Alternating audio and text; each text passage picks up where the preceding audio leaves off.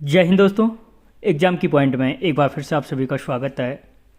दोस्तों आज के इस वीडियो में हम जो उत्तराखंड में चाय की खेती है, चाय की खेती से संबंधित जो मोस्ट इम्पॉर्टेंट फैक्ट हैं उन फैक्टों को इस वीडियो में डिस्कस करेंगे। यहाँ से अभी आपको जितने भी समूहों के एग्ज़ाम हुए हैं यहाँ पर आपने यहाँ से एक या दो क्वेश्चन ज़रूर देखे हैं और छोटा सा टॉपिक है। तो देखते हैं दोस्तों इसमें इसके महत्वपूर्ण फैक्टों को। और अगर आपको इसकी पीडीएफ चाहिए तो आप हमारे टेलीग्राम ग्रुप को ज्वाइन कर सकते हो, उसका लिंक आपको डिस्क्रिप्शन बॉक्स में मिल जाएगा। तो देखते हैं दोस्तों जो इसका क्या क्या फैक्ट हैं उत्तराखंड में चाय की खेती। तो दोस्तों चाय की खेती का जो विचार दिया था दोस्तों, यहाँ पे जो चाय की खेती है उससे पहले मैं आपको कुछ पॉइंट क्लियर कर दूँ भारत के संबंध में कि जो सर्वाधिक चाय का उत्पादन करता है वो करता है असम। ठीक है, अगर आपसे पूछा जाए कि सर्वोत्तम किस्म की चाय का उत्पादन कौन करता है तो याद रखना दार्जिलिंग सर्वोत्तम किस्म की चाय का उत्पादन करता है दार्जिलिंग। सबसे अधिक चाय का उत्पादन पूछे तो असम और सर्वाधिक चाय सर्वोत्तम किस्म की चाय का उत्पादन पूछे तो दार्जिलिंग करता है। ठीक है, कौन करता है? दार्जिलिंग। चाय उत्पादन में भारत का दूसरा स्थान है। ठीक है, जो प्रथम स्थान है वो किसका है? चीन का है।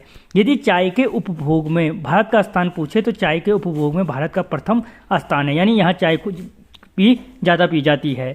और अगर एक क्वेश्चन बनता है कि किस खेती के लिए पानी की आवश्यकता ज़रूरी है लेकिन जमाव नहीं, तो वो भी चाय है। इसीलिए जो चाय के बागान हैं वो ढलान वाले इलाकों में लगाए जाते हैं। ठीक है, तो ये चाय से संबंधित 1 2 3 4 5 6 पॉइंट याद रख लेना। जनरल से पॉइंट हैं लेकिन क्वेश्चन कहाँ से पूछा जाए कोई पता नहीं।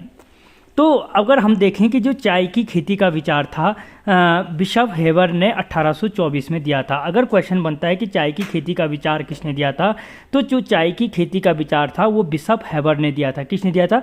बिशप हेबर ने दिया था। और कब दिया था? तो 1824 में क्या दिया था? चाय की खेती का विचार बिशप हेबर ने दिया था। अगला इसमें अगर पॉइंट देखें तो भारत में सर्वप्रथम चाय कमेटी का गठन 1834 में किया गया था। ठीक है, जो भारत में सर्वप्रथम चाय कमेटी का गठन अगर पूछा जाए कब किया गया था तो 1834 में किया गया था। अब यहाँ से देखो, कुमाऊं में चाय की खेती की शुरुआत भीमताल व लक्ष्मेश्वर के आसपास 1835 में की गई थी। अगर आपसे क्वेश्चन पूछा जाता है कि कुमाऊं में चाय की खेती की शुरुआत कहाँ से हुई तो भीमताल नैनीताल ऑप्शन में होगा या लक्ष्मेश्वर अल्मोड़ा ऑप्शन में होगा। ठीक है, और यदि सन पूछता है कि कुमाऊं में चाय की खेती की शुरुआत कब की गई तो याद रखना 1835 में की गई, जबकि 1834 में चाय कमेटी की स्थापना की गई थी। ठीक है, अगला पॉइंट अगर हम देखें तो लक्ष्मेश्वर अल्मोड़ा में चाय का बगीचा सर्वप्रथम फॉकनर ने लगाया था। ठीक है, तो अगर पूछा जाता है कि अल्मोड़ा में या लक्ष्मेश्वर में सर्वप्रथम चाय के बागान की स्थापना किसने की थी तो आंसर हो जाएगा फॉकनर ने। फॉकनर ने क्या की थी? सर्वप्रथम अल्मोड़ा में क्या की थी? चाय के बागान की स्थापना की थी। जबकि चाय की खेती का विचार किसने दिया था? जो बिशप हेबर है, बिशप हेबर ने क्या दिया था? चाय की खेती का विचार दिया था। ठीक है दोस्तों, वीडियो अच्छा लग रहा है तो लाइक और शेयर जरूर करें। चैनल को सब्सक्राइब नहीं किया तो सब्सक्राइब जरूर करें।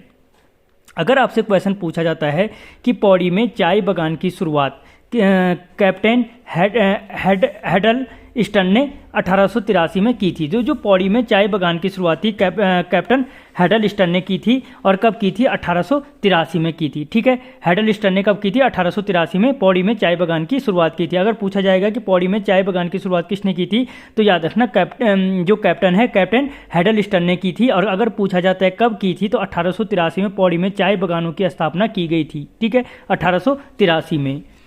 इसके बाद अगला पॉइंट देखें, देहरादून में सरकारी चाय बागान की शुरुआत अगर पूछा जाता है 1844 में जेमिसन ने की थी। अगर आपसे क्वेश्चन पूछा जाता है कि देहरादून में सरकारी चाय बागान की शुरुआत किसने की थी तो आंसर हो जाएगा जेमिसन ने की थी। ठीक है, किसने की थी? जेमिसन ने। और कब की थी? तो 1844 में जेमिसन ने क्या की थी?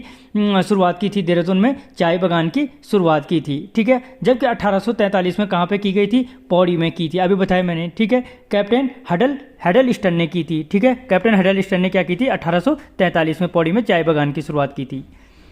अब अगर अगला पॉइंट देखें इसी में तो जो चीनी चाय विशेषज्ञ एसआई वोंग 1850 में गढ़वाल आया था। यही क्वेश्चन कुछ दिन पहले किसी कोई एग्जाम हुआ था समूह का, उसमें था कि गढ़वाल आने वाला प्रथम चीनी चाय विशेषज्ञ कौन था, तो आंसर हो जाएगा एसआई वोंग था। कौन था? SI Wong. और जो एसआई वोंग चाय विशेषज्ञ था चीनी, वो कब आया था? 1850 में क्या आया था? गढ़वाल आया था। एसआई वोंग कब आया था? 1850 में गढ़वाल आया था। अगला पॉइंट देखें तो पौड़ी में चाय फैक्ट्री की स्थापना डी चौफिन ने की थी। ठीक है, जो पौड़ी में चाय बागान की स्थापना अभी मैंने बताया था कि कब की गई थी? 1843 में। किसने की थी? कैप्टन हेडलस्टन ने की थी। ठीक है, कैप्टन हेडलस्टन ने की थी। और पौड़ी में जो चाय फैक्ट्री की स्थापना थी, बागान की स्थापना कैप्टन हेडलस्टन ने की थी, और जो फैक्ट्री की स्थापना थी वो डी चौफिन ने की थी। याद रखना दोनों में अंतर। ठीक है, फैक्ट्री की स्थापना और चाय बागान की स्थापना। तो जो पौड़ी में चाय फैक्ट्री की स्थापना थी कि वो किसने की थी? डी चौफिन ने की थी। अगर अगला पॉइंट देखें, नैनीताल जिले में यूरोपियनों द्वारा 5 चाय के बागान 1928 में लगाए गए थे। जो नैनीताल जिले में यूरोपियनों द्वारा 5 चाय के बागान कब लगाए गए थे? याद रखना 1928 में लगाए गए थे। और अगर इन 5 को देखें तो पहला जो था भवाली में मिस्टर न्यूटन का और मिस्टर मूलियन का बागान था। ठीक है, भवाली में लगाया गया था। दूसरा भीमताल में था, जो मिस्टर जोन्स का बागान के नाम से जाना जाता था। जो अगला जो था रामगढ़ में मिस्टर डोरियाज का बागान था। और अगला जो था घोड़ा खाल में व्हीलर का बागान था। इतना कोई इंपॉर्टेंट नहीं, लेकिन याद रखना नैनीताल में जो यूरोपियन ने 5 चाय के बागान लगाए थे वो कब लगाए थे? 1928 में लगाए थे। जो अगला पॉइंट अगर हम इसमें देखें तो जो बेरीनॉक टी गार्डन को, जो बेरीनॉक पिथौरागढ़ टी गार्डन को बिष्ट परिवार ने, किस परिवार ने खरीदा था? बिष्ट परिवार ने। और किससे खरीदा था? जिम कॉर्बेट से खरीदा था 1932 में। 3 पॉइंट हैं इसमें कि बेरीनॉक के जो बेरीनॉक टी गार्डन है उसको बिष्ट परिवार ने जिम कॉर्बेट से 1932 में खरीदा था। ठीक है, किसने खरीदा था? बिष्ट परिवार ने। किससे खरीदा था? जिम कॉर्बेट से। और कब खरीदा था? तो 1932 में खरीदा था। अगला पॉइंट अगर हम देखें तो बेलीडोना की खेती, अभी क्वेश्चन बना था बेलीडोना से, की खेती की शुरुआत 1903 में गिल ने की थी। किसने की थी? गिल ने की थी। अगर आपसे पूछा जाता है कि बेलीडोना की खेती कब से शुरू की गई, तो 1903 से की गई। और जो बेलीडोना की खेती है किसने शुरू की थी, तो याद रखना 1903 में गिल ने बेलीडोना की खेती शुरू की थी। ठीक है, गिल ने क्या की थी? बेलीडोना की खेती शुरू की थी। और याद रखना जो गिल था, गिल ने क्या किया था? बेलीडोना का बीज विदेशों से मंगाकर सबसे पहले नैनीताल और चौबटिया में बोया था। अगर पूछा जाता है कि बेलीडोना की खेती कहाँ से शुरुआत हुई थी, तो नैनीताल व चौबटिया से शुरू हुई थी। चौबटिया से शुरू की गई थी बेलीडोना की खेती 1903 में। ठीक है, और किसने की थी? गिल ने। और नॉर्मन गिल ने ही क्या कहता है? चौबटिया गार्डन में ही क्या कहता है? बेलीडोना की पत्तियों को सुखाने के लिए प्लांट लगाया था।